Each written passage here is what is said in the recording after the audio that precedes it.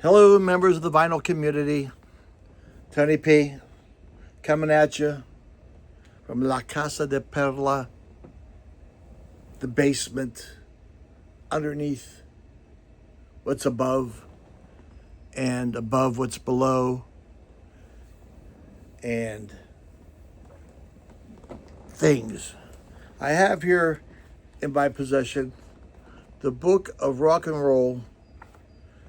Well, the Rock and Roll Almanac, the Daily Planner, 365. I bought it, and I don't know why. Because you can't write in it. And it gives you stuff for each day. Like this. See, it looks like that. So you can't write in it, because once you write in it, what are you going to do next year?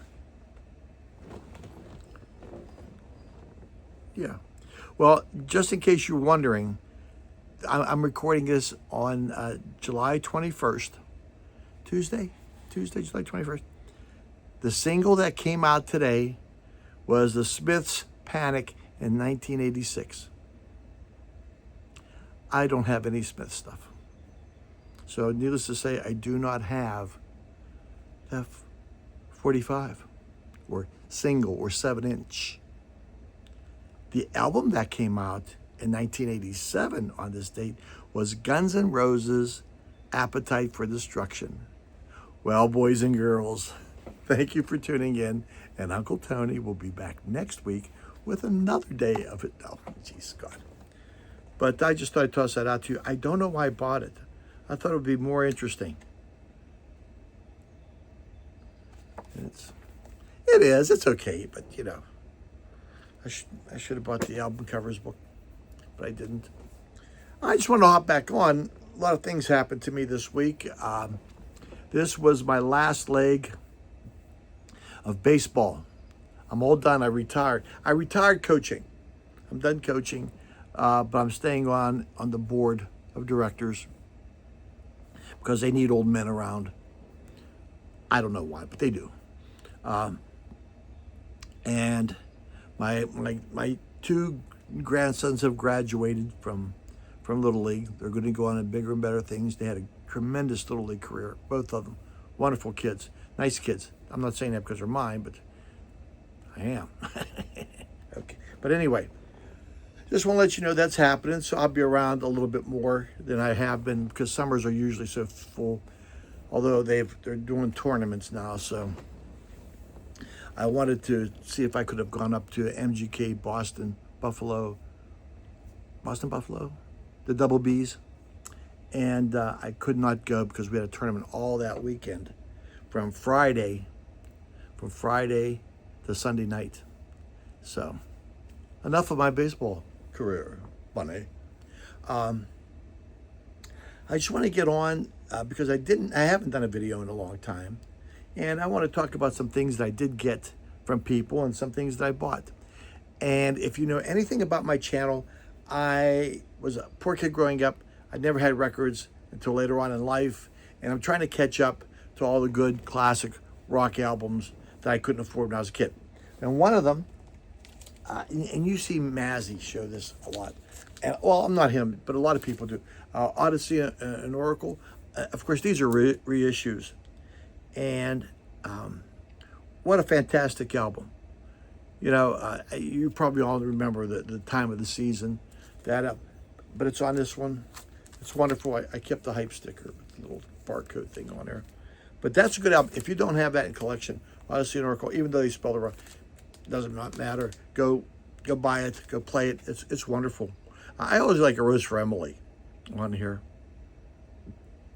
And it's just a wonderful album. Good. Very iconic. It's one of those ones that help shape rock. So along with that, you know, I go with Mazzy's recommendation on a lot of these. And this one is no different. This is Velvet Underground, Loaded. And I'm always skeptical because I haven't heard a lot of Velvet Underground growing up other than the Banana album. Velvet Underground with Nico, of course. But this is, they're bookends. This, I think, the Nico, one with Nico, is the beginning. And I think this is their fourth album. I think it's the last one. Let me know, you know. Sweet Jane, Who Loves the Sun, Rock and Roll, Chord Down, New Age, Head Held High, Lonesome Cowboy, I Found a Reason, Train Around the Bend, Oh Sweet Nothin'. That's another iconic album. Very, very good. Again, reissues that sound fantastic. I don't know, people always get that, bug up their armpit about, well, it's a reissue, Bunny. We just, oh, what's wrong with I mean, some reissues, I understand, aren't done very well than the originals. Some are. But if you get a good one, I don't think there's anything wrong. If you're not worried about it being a reissue, get the reissue. I like it. It's on Cotillion, the Cotillion label. And another iconic. This album was more commercial than their first one. They had I think the How's the Story Goes, the label wanted them to have some hits so they can, of course, profit on it. And they did. This, again, wonderful album, Loaded, Velvet Underground. Now, the next three albums come from a buddy of mine, or recommendations from a buddy of mine, or involved in a buddy of mine. When I was going to college, I told you I was poor. College came by way of a scholarship for me, so I had that going for me. And it wasn't an academic scholarship. It was a vocational scholarship because I had some physical problems, and they tried. Back in those days, they could help you. But I digress. My buddy Johnny V, was a big stereo guy. As a matter of fact, he and I bought the same turntable when we started putting our components together. When I got a little bit older and I got money, and we bought the same turntable. We went to this place in a town over. The name of the store was called Opus One. Great place in an old house. Did a nice job. But I digress again. My wife and I went to visit him, the Queen and I, at his apartment when they first got married, and he was sitting on the floor in front of a stereo, and he was playing this album, the Buckingham Nicks. And it stuck with me because I really, really liked the album. I think it was 1973. Does it say on here? Yeah, 1973, Buckingham Nicks. It wasn't a commercially successful album, but if you get this and you play, you can just see how well the chemistry is between these two. Her wonderful voice, his guitar playing, so wonderful, so wonderful. And I went to buy an original copy, and they went for a couple of bucks. They've gone for a couple of bucks, but I got, again, reissue, and it sounds wonderful. It's on the Rhino label, reissues for the Rhino label. But I haven't seen it. It's a gatefold. Very, very good album. He also came down here. Our anniversary was in June, and Johnny V was in our wedding. And he said, I got a present for you that should bring back some memories. And when we were at his apartment, or when we hang around with him, he always had a good ear for music, a good ear for albums out there that people probably never heard of. And he was the first guy to introduce the Queen and I to ELO. And he couldn't find the first album that he had. I can't even remember the name of it.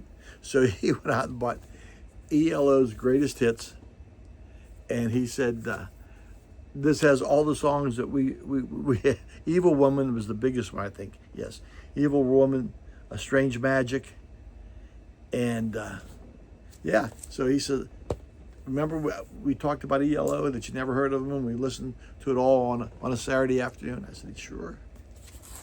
So he got us that. I guess that's probably a reissue also. Also, if you see the corner of it, he apologized. He said, I'd have gotten these to you sooner, but the dog chewed them, and his dog got the corner of it, the other one too. But didn't hurt the album, so we're okay. But yeah, he introduced us to ELO. Loved it.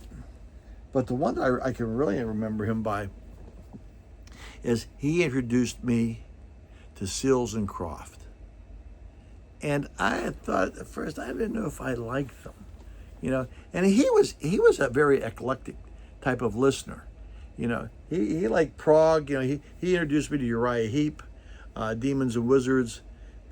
Yes, those were his. But he also introduced me to Seals and Croft, and he introduced me to this album, Year of Sunday. And there's a song on here that I love. I kept telling him to play it, repeat it on his 8-track. It was called Irish Linen. And if you want to hear some good harmonies, some wonderful acoustics, anything by Seals and Croft, and they don't get a lot of love. They don't get a lot of love in the vinyl community, but they're very, very good. Seals and Croft are wonderful. I have a couple more, and I'm sure you've heard of, you know, Diamond Girl. And I think, what was the hit on this one? Oh, Irish Linen, I think I told you that one. But it's a good album. And if you find some Seals and Croft, they're always in the buck bin, dollar bin. You probably find them in probably some places that are giving the albums away. But hey, I just wanted to jump back on here, show you what couple recent purchases and gifts I got from from friends. Hey, Tony P signing off. God bless you. May the Schwartz be with you. Nanu nanu. Just remember what a wise man once said. He who laughs last didn't get the joke. Okay, that's it. God bless you. See you later. Sayonara. I don't know how to shut this off. Oh my God, here we go.